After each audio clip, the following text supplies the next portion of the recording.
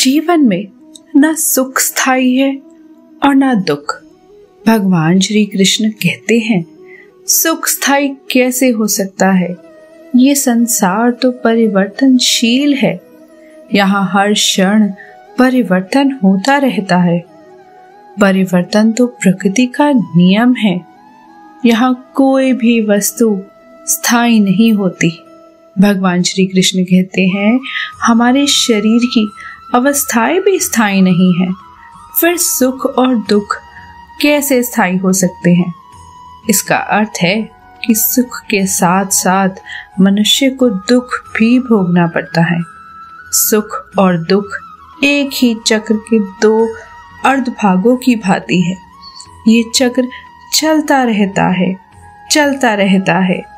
कभी प्राणी सुख में हंसता है, वही प्राणी दुख में रोता और बिलखता है, परंतु काल चक्र कभी नहीं रुकता। सुख दुख का ये चक्र चलता ही रहता है और मनुष्य के जीवन में सुख और दुख लगातार आते जाते रहते हैं। ना चक्र ठहरता है, ना ही सुख या दुख मनुष्य के जीवन में ठहर पाते हैं। यदि सुख आया तो वो सदा नहीं रहेगा, और यदि दुख आया तो वो भी सदा नहीं रह पाएगा। प्रभु की दिव्य वाणी के रूप में आज समस्त मानव जाति के लिए एक नए अध्याय की रचना हो रही है। प्रभु कितने आसान और प्रभावशाली शब्दों में जीवन के भेदों को समझ रहे हैं। कर्म योग की गुथिया खोल खोल कर बता रहे हैं। प्रभु के गुरु उपदेश को यदि मनुष्य भक्ति भाव से ग्रहण करके उसे अपना आचरण बना ले, तो उसे कोई भी धर्म के रास्ते से हटा नहीं सकेगा। कोई हमारे साथ छल करता है, कोई हमें पीड़ा देता है, तो तन दुख से और मन प्रतिशोध से भर जाता है।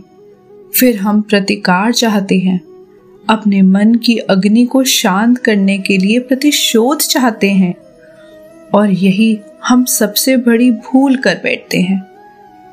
तो क्या किए जाए, इसका केवल एक ही उपाय है, और वो है क्षमा।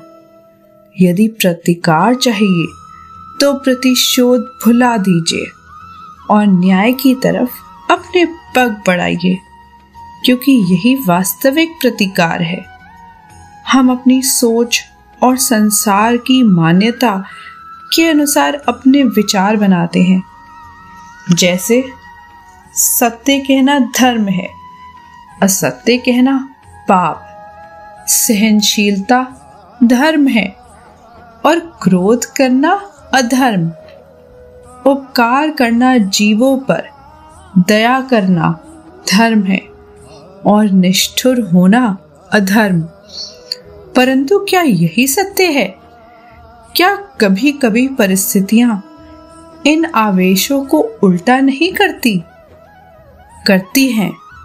यदि इस संसार में कुछ धर्म है, कुछ पुण्य है, कुछ महान है, तो परिस्थिति के अनुसार चलना। जटायु स्मरण है आपको? वो जिन्होंने रावण पर क्रोध किया था, उस पर आक्रमण किया था। उस समय जटायु का क्रोध पाप नहीं था, धर्म था। इसलिए अंत में उन्हें भगवान राम की गोद मिली। और कुछ ऐसे भी होते हैं जो धर्म को सहनशीलता समझकर हर अन्याय को सहते हैं, और अंत में वो बाणों की शैया पाते हैं। यदि कोई पशु या व्यक्ति अकारण आक्रमण करके किसी निर्दोष के प्राण लेने की चेष्टा करे, तो उसके रक्षा हेतु उसका वध करना पाप नहीं है, समय की मांग है, क्योंकि आक्रमण भी आत्मरक्षक है।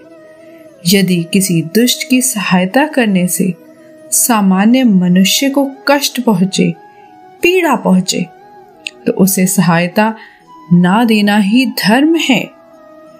अकारण क्रोध अस्वीकार है, परंतु यदि क्रोध से कुछ शुभ हो तो क्रोध और दंड भी धर्म ही है।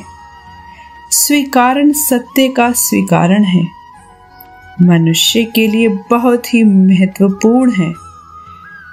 जब तक मनुष्य सत्य के स्वीकार नहीं करता, उससे असत्य से लड़ने की शक्ति प्राप्त नहीं होती। जब आप भोजन करते हैं तो क्या होता है? आपका पेट स्वीकारता है कि वो भर चुका है और आप भोजन करना बंद कर देते हैं। जब आपको निद्रा आती है तब क्या होता है? आपका मन स्वीकारता है कि आपका शरीर थक चुका है और उसे विश्राम की आवश्यकता है। उसी प्रकार जब आपको किसी व्यसंग को रोकना हो तो आपको स्वीकारना पड़ता है कि बहुत हो चुका है, चाहे वो लालच हो या मदिरापान। उस व्यसंग का त्यागना तभी प्रारंभ होता है जब आप ये स्वीकार कर लेते हैं कि आप उस व्यसंग के बंधक हैं।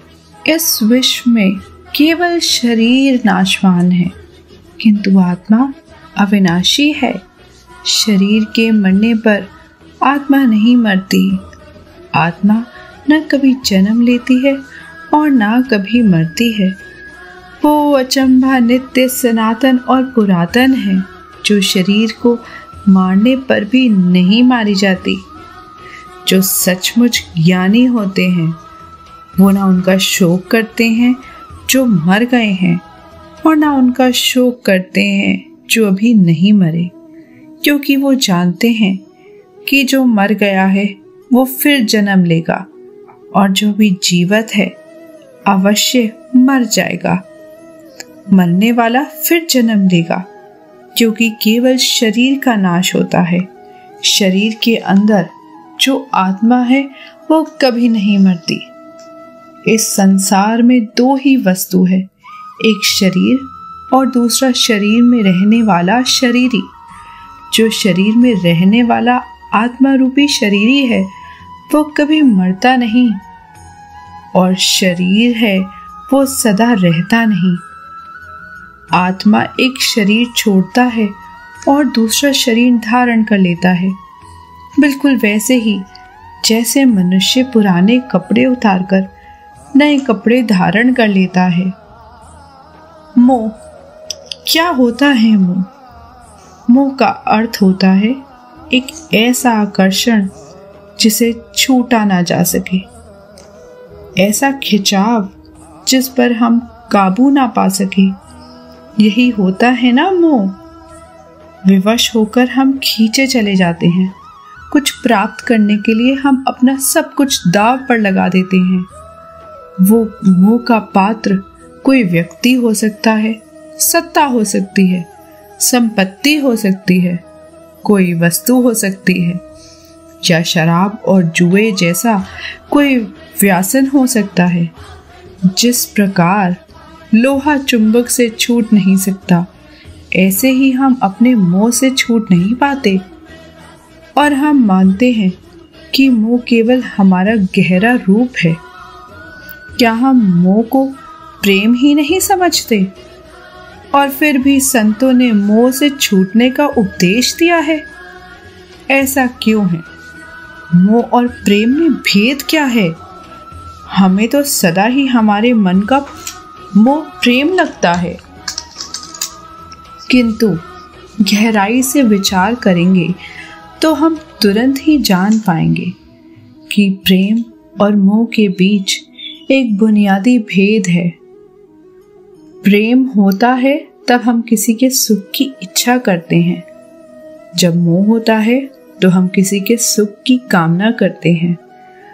बस इतना सोचने पर प्रेम और मोह का भेद तुरंत ही समझ में आ जाता है। किसी व्यक्ति के प्रति जब हमारे मन में प्रेम होता है तब हम उसे सुख देने का प्रयास करते हैं, और जब उसके प्रति मोह होता है, तब हम उसके माध्यम से स्वयं सुख प्राप्त करने का प्रयत्न करते हैं। प्रेम के केंद्र में हम नहीं होते, मोह के केंद्र में केवल हम होते हैं। ये तो व्यक्ति की बात हुई, किंतु किसी व्यक्ति के प्रति प्रेम और मोह में ऐसा क्या भेद होता है? यदि हमें सत्ता और पद के लिए प्रेम है तो हम क्या करेंगे? तो हम स्वयं अपने आप को सत्ता या पद के लिए योग्य बनाएंगे। किंतु यदि मोह है तो हम उसे प्राप्त करने के लिए किसी भी प्रकार का अनुचित कार्य करने के लिए तैयार हो जाएंगे। संपत्ति के लिए प्रेम हो तो हम मेहनत करेंगे, और यदि मोह है तो चोरी करेंगे। जिस वस्तु या व्यक्ति के लिए हमें मोह होता है, हमारे सारे सुख का आधार हम उसे ही मान लेते हैं, और जब वो प्राप्त नहीं होता तब हमारे मन में विक्षिप्तता प्रवेश करती है, जुनून पैदा हो जाता है।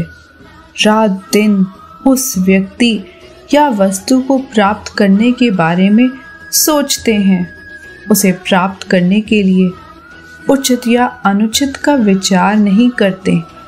यही कारण है कि मोह से भरा व्यक्ति स्वयं को या समाज को हानि पहुंचाता है। क्या मोह से बचना इतना कठिन है? नहीं, मोह से छूटने का सरल सा उपाय है।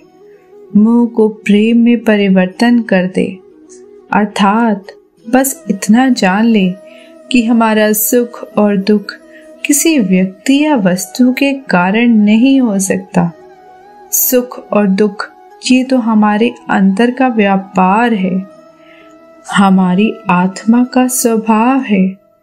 जैसे ही हम किसी को अपने सुख का आधार मानना बंद करते हैं, क्या तुरंत ही हमारा पागलपन नहीं छूट जाता? एक छोटी सी बात से ये विचार समझा जा सकता है। बचपन में खेल के लिए पागलपन था, बड़े होकर खेल के प्रति प्रेम अवश्य है, किंतु अब पागलपन नहीं, अर्थात मोह बांधने का प्रयास करता है। इसलिए सदा ही दुख का कारण होता है। प्रेम मुक्ति देता है, इसलिए सदा ही सुख का आधार बनता है। जय श्री कृष्ण।